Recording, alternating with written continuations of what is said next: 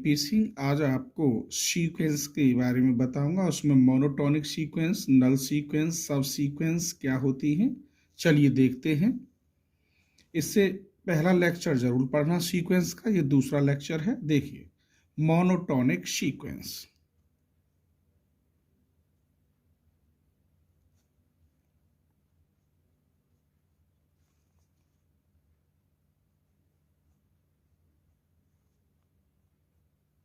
Monotonic sequence क्या होती है? Let a and be a sequence में मान रहा हूं कोई, late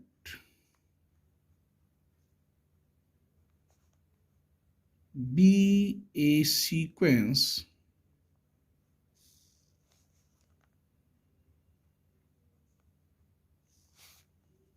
be a sequence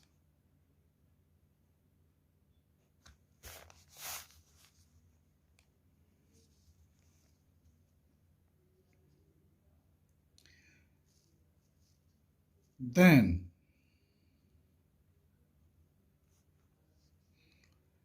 the sequence या an is said to be monotonic increasing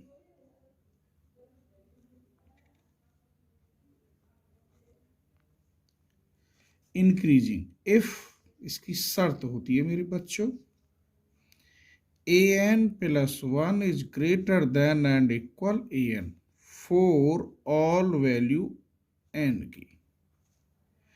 चलिए मैं आपको एग्जाम्पल बताता हूं। अभी डिनोटेड कैसे करते हैं वो लिख दूं, and denoted by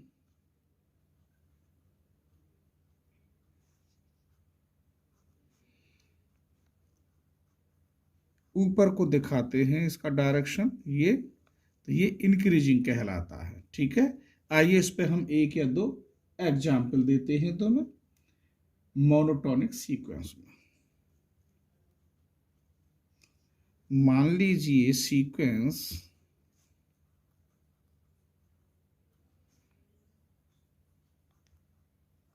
n square ले लिया,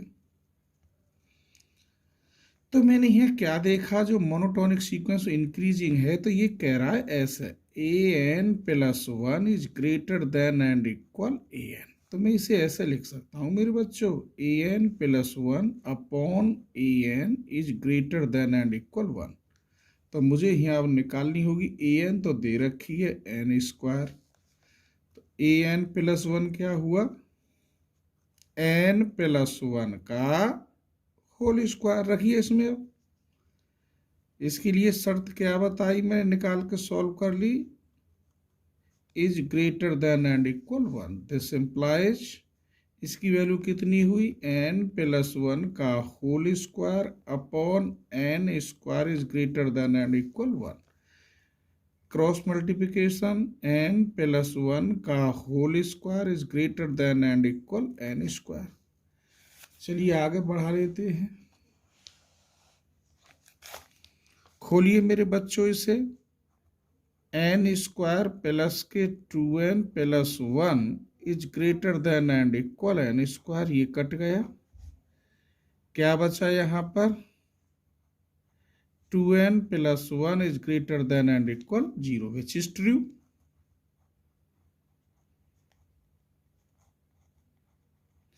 फॉर ऑल वैल्यू n। एक और एग्जाम्पल बताते हैं, चलिए।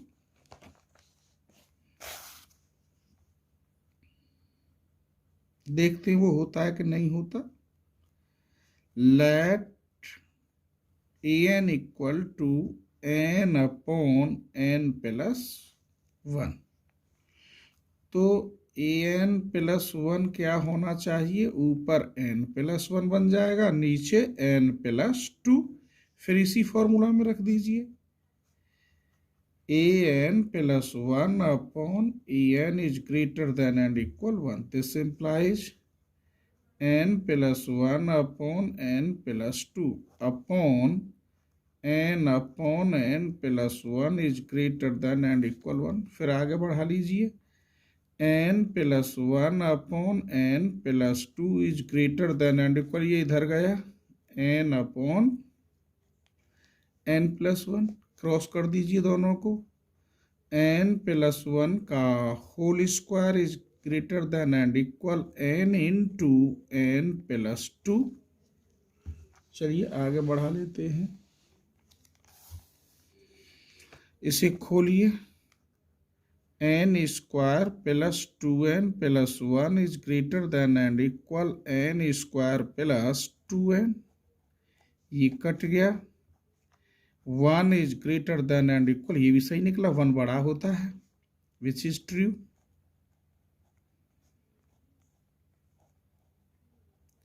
आइए अब बताते हैं आगे मोनोटोनिक इंक्रीजिंग, ये तो डिक्रीज इंक्रीजिंग बताया था, अब दूसरा पार्ट है इसका monotonic decreasing.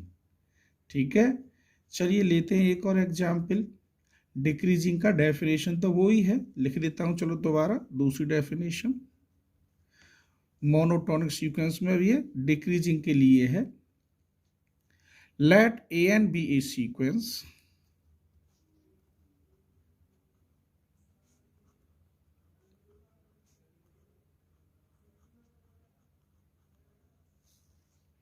then sequence an is sequence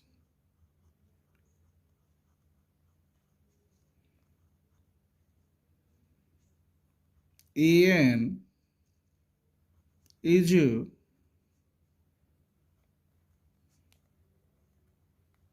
said to be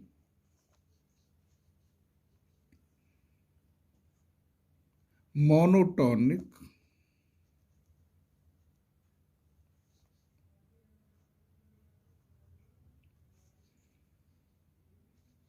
decreasing।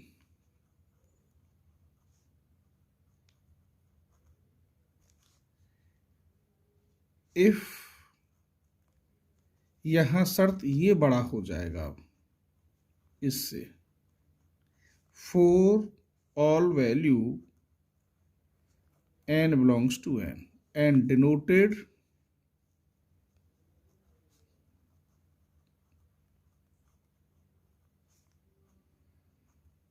by an, और ऐसे से डायरेक्शन नीचे को दिखाते हैं। तो let an be a sequence, then sequence, इसे हटा दीजिए यहां से, then sequence an is said to be monotonic decreasing if an is greater than and equal an+1 for n belongs to capital and denoted by this। आइए मैं इस पर एक एग्जाम्पल देता हूं आपको। मान लीजिए लेट, ये तो इंपॉर्टेंट एग्जाम्पल है, सब नहीं पढ़ा होगा, तो an इक्वल टू कितना है 1/n, an+1 कितना हो गया 1/, ये क्वेश्चन बन रहा था, क्या बन रहा था,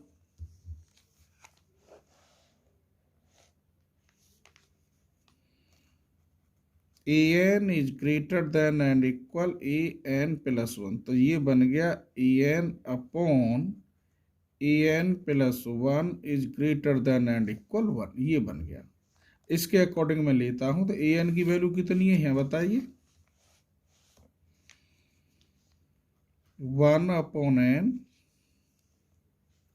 an+1 1/n+1 is greater than and equal 1।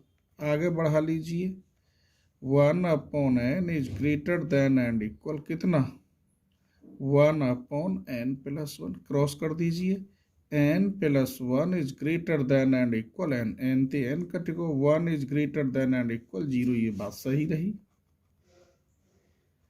Which is true. तो मैंने आपको बताई मोनोटोनिक इंक्रीजिंग और मोनोटोनिक डिक्रीजिंग, जिसमें ये दोनों होती हैं, या तो इंक्रीजिंग हो या डिक्रीजिंग, उसे हम मोनोटोनिक सीक्वेंस कहते हैं। क्या कहते हैं, मोनोटोनिक सीक्वेंस कहते हैं। चलिए मैं उसकी डेफिनेशन भी लिखता हूं।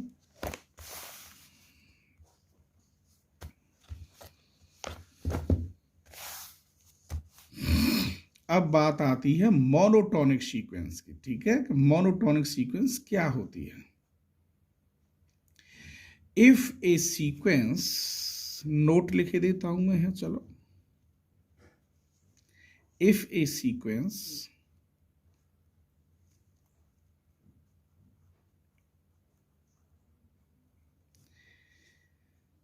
is monotonic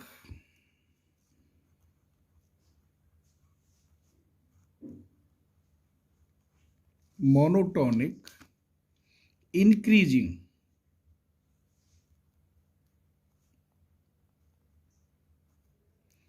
or decreasing,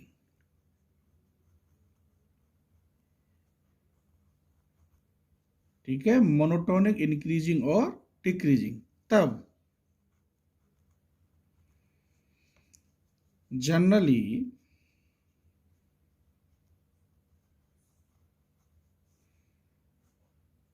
it is said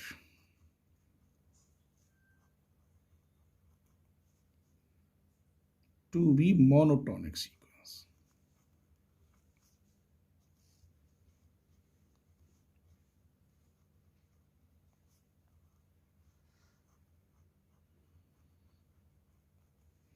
तो ये जो बताई मैंने तुम्हें सीक्वेंस, मोनोटोनिक क्या होती है? मोनोटोनिक सीक्वेंस इंक्रीजिंग और डिक्रीजिंग, कोई सी भी कंडीशन उसमें हो तो वो मोनोटोनिक कहलाती है। अब बात आती है, अगला टॉपिक बताते हैं, नल सीक्वेंस क्या होता है, ठीक है। चलिए, नल सीक्वेंस तो ये है कि जिसमें लिमिट लगाएं और उसका आंसर 0 आ जाए तो उसे हम नल सीक्वेंस कहते हैं, पर इसकी डेफिनेशन तो लिखनी होगी छोटी सी। ए सीक्वेंस, यही लिख रहा हूं,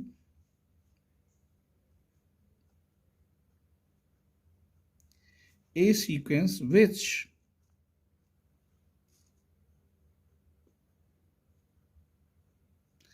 convergence टू 0, क्या हो? 0 is called a null sequence.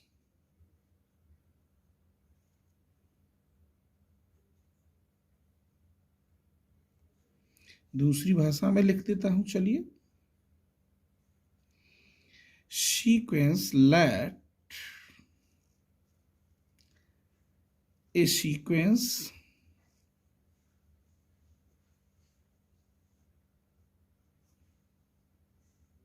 en is said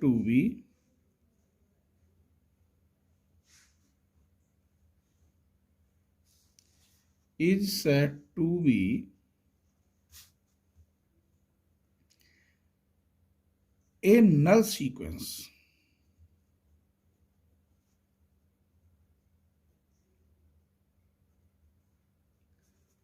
if epsilon positive there exist and not belongs to capital N such that n is greater than and equal n naught, तब मेरे बच्चों an यहाँ answer क्या होगा? 0 is less than epsilon, अर्थात सिर्फ क्या रह जाएगा? an is less than epsilon. और दूसरी भाषा में ये है, और मैं लिख दूं बिल्कुल शॉर्ट भाषा,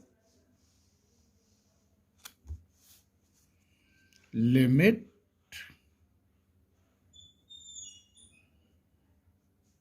an क्या होना चाहिए? 0, तो उसे हम क्या कहते हैं? नल सीक्वेंस कहते हैं।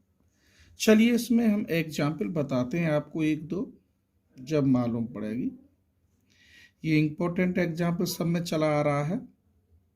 मैंने ये सीक्वेंस मान ली 1/n, कोई शक? an इक्वल टू 1/n, अगर इसमें मैं लिमिट लगाता हूं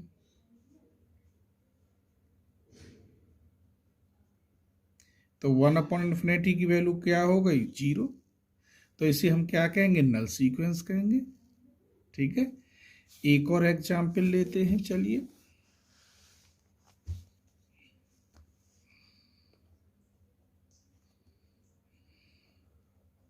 late a n equal to, ले लिया मैंने log n upon n, limit n tends to infinity a n में रखेंगे आप।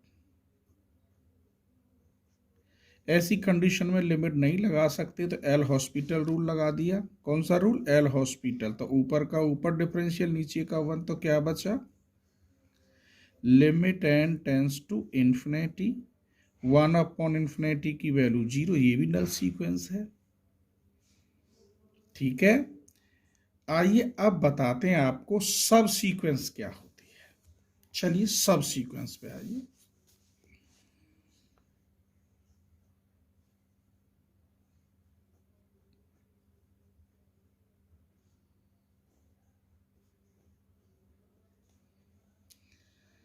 सब सीक्वेंस देखिए, सब सीक्वेंस में जैसे आपने सब ग्रुप वगैरह पढ़े होंगे, सब सेट पढ़े होंगे, ऐसे ही ये सब सीक्वेंस है। ठीक है, ऐसे ही सब सीक्वेंस है। ए सीक्वेंस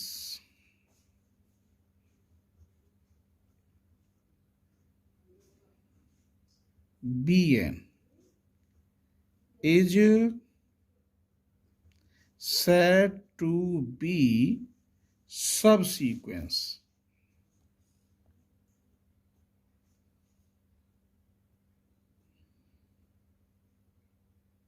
if,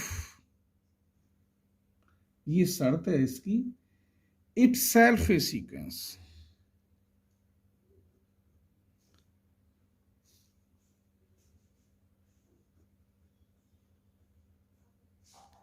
और एक और शर्त है, एंड मोनोटोनिक इंक्रीजिंग हो। सबसे पहले क्या कहलाएगी सब सीक्वेंस? वो अपने आप में भी सीक्वेंस हो और मोनोटोनिक भी हो। ठीक है, और एक और बात बताऊं, उसके टर्म पहली वाली में मिल रहे हो। जैसे सपोज करिए, मैं एक एग्जाम्पल ले रहा हूं, A1, A2, A3, A4, A5, A6, A7, A8, A9, ये ऐसा ले लिए मैंने। ठीक, इनमें से मैं अगर ये टर्म ले लूं, ये चलिए लेते हैं A2, A4, A6, A8, तो ये एक तो इंक्रीजिंग है और ये सीक्वेंस है। तो ये जो सीक्वेंस है, इस सीक्वेंस की ये सब सीक्वेंस होगी। ये AN है, ठीक, और ये क्या है? A2N है। तो मैंने क्या देखा? A2N सब सीक्वेंस है इसकी। चलिए एक और लेते हैं, अब मैं इसको ले रहा हूं, और ले रहा हूं A1, A3, A5, A7, A9, ये भी इसके प्रत्येक एलिमेंट इसमें है और ये इंक्रीजिंग है। समझ गए क्या है? ये इंक्रीजिंग है। तो ये भी सीक्वेंस तो है, ये सब सीक्वेंस होगी ऊपर वाले की, और इसे मैं लिख सकता हूं ऐसे।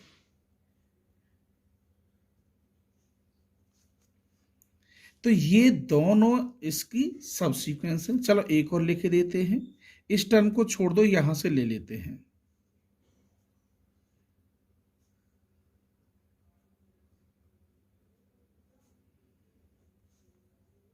तो ये भी सीक्वेंस किसकी बनेगी? A2N प्लस 1 की। Here A2N 2N minus 1 2n+1 are subsequence of a sequence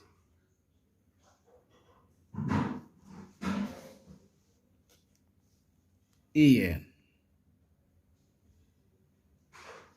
अब मैं एक इसी में और एग्जाम्पल देता हूं आपको। चलिए मैं ले रहा हूं A1, A2,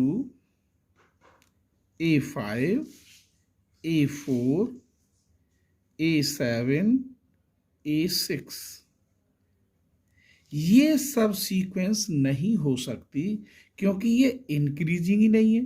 देखो यहाँ 5 है तो यहाँ क्या है, 4 है, तो ये इंक्रीजिंग के अकॉर्डिंग होनी चाहिए। तो ये सीक्वेंस सब सीक्वेंस नहीं है, समझ गए? ये सब सीक्वेंस नहीं है। तो आपको सीक्वेंस के बारे में जानकारी हुई, मोनोटोनिक, नल सीक्वेंस और सब सीक्वेंस। ठीक है, अगले लेक्चर में इससे आगे पढ़ाएंगे। थैंक यू, धन्यवाद।